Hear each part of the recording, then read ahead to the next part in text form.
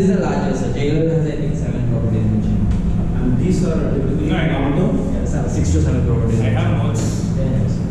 these are typically long term. Yes, sir. So this is Eden Park is with us for last 8 plus years with RWA. This one is with us for last 3 years.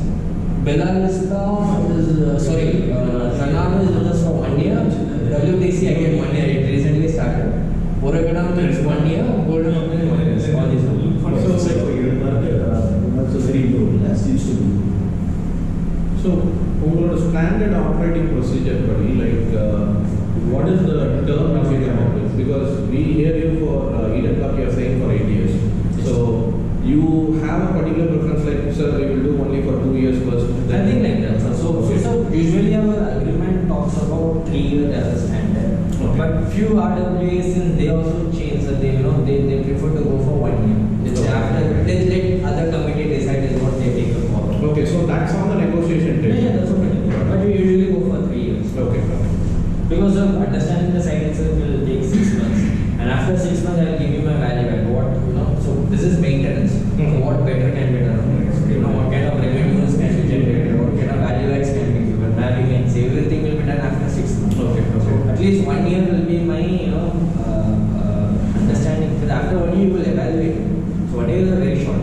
Okay, got it. So just a list of what properties we have in other locations, the major ones. Gurgaon we manage 41 properties. One property is missing actually. So that is Landmark Vertica. That was very small, 70 units. So since it's smaller, I will not show you because you had for 500 plus units over here. Here we have 80 in phase 1. So that's the reason I did not show. So it was very small, so I did not show that it would make value. Landmark Vertica is one more, which is in Mount Road, which is done by us. Okay. It's like no. I think we can just. I will just skip it. Yeah. So scope of services, one is, one I will talk about the delivery models. As I told you, there are three models which we can work around. So first is managing agent model. By vendors are yours, we take over the only the management portfolio of it. Second will be cost plus where everybody is through, like vendors everybody. But billing will be done on the mandate basis. Let's say I have my people present on 28 days, I will only bill you for 28 days. Third will be fixed camera. This is more workable on the commercial spaces, but I'll just give you an example of it. I charge you, let's say 3 rupees per square feet on the total square feet you want. So irrespective of man days or whatever it is, I charge you in this, and my SLAs will talk about what is the penalty and what is the performance and everything. So irrespective of what happens, I manage the show with 10 people or 100 people is my scope.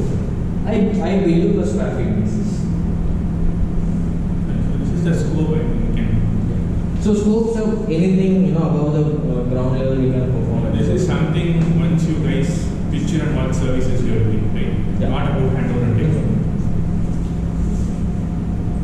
So the transition, since I was told that you are taking over from developers, so I thought transition would be a So this is the most That's what we are basically looking for. So transition. So transition is one of the critical areas. I'm pretty sure you are not experts in transition or in managing problems, but we are experts. So we understand that giving you a proper asset is important. So planning a transition, right?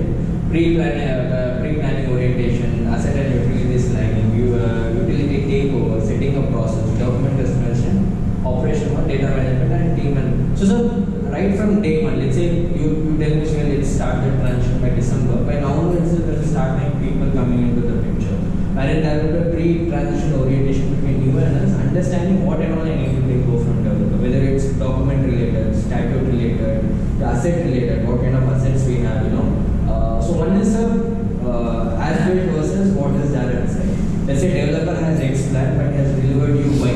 Is there a difference in the as built as well as what is there inside? Second would be, sir, what has been at site versus what is the outcome. Let's say you have a 200 kVA DG, but is it yielding 200 kVA power? Is the second question. Based on where and where, developer would have installed a DG which he was using from project stage, and due to some reason it is not yielding that capacity. Those things and all will be snagged. So third would be the requirement. You have a requirement of 500 kVA electricity, but your DG is yielding only 200 kVA because its capacity is 200. Is it as per your on-ground requirement? Even that will So we have a transition checklist, sir. This thing will be reviewed with you weekly basis. My service matter experts will capture this on daily basis based on the snag. Just to interrupt you, just reported DGE. A small point which I want to clarify. You said something about reading based on correct capacity and all those things. Will you also check continuous rating capacity also? Coming in? Continuous rating capacity. Yes, What is the yes. duty cycle? Yes, yes. Whether it's 100%, 50%. Yes, yes. So that is the yields. We will do that. And nextly on the statute as well. So DGs require a dedicated space, right? Like to the boundary should be there. Is it as per the government standard? And is it as per the drawing which he has given it to the developer has furnished? Everything will be reviewed. Operational efficiency improvement. Yes. One more question now. For example, drawing has something, whatever delivered as is the drawing, but it is not going to overload like drawing system or something, probably maybe wrong direction or something.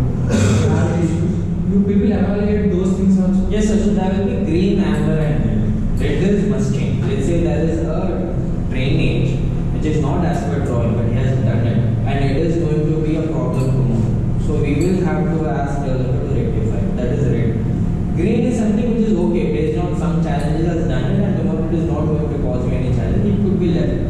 Yellow is something which is okay to have. Like let's say you have SGP, and your if it's an underground SGP, you have to use staircase and windows. There is no railing. So that is something which is yellow. It is good to have, but if it's not, then it's not going to harm you in anything. Okay. Something like this. In red, for example, you are giving your reference, right? This has to be done. This is what has to be there. Right. But it is missing. When we go for the discussion with the builder, you people will join. We will also be with you. So one is we cannot voice out, like CBI cannot voice out to developer because we are not directly engaged. So our developer will always say, why are you questioning? Who are you?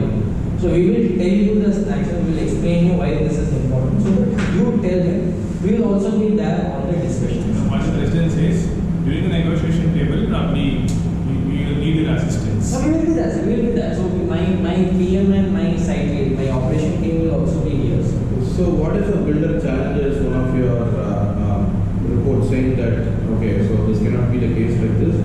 This is the way it is supposed to be. So how we plan to handle that? So if he is challenging us, definitely we will be having some supporting document, right? Okay. The reason we are challenging him is because there is a difference in his as-built versus what he has done.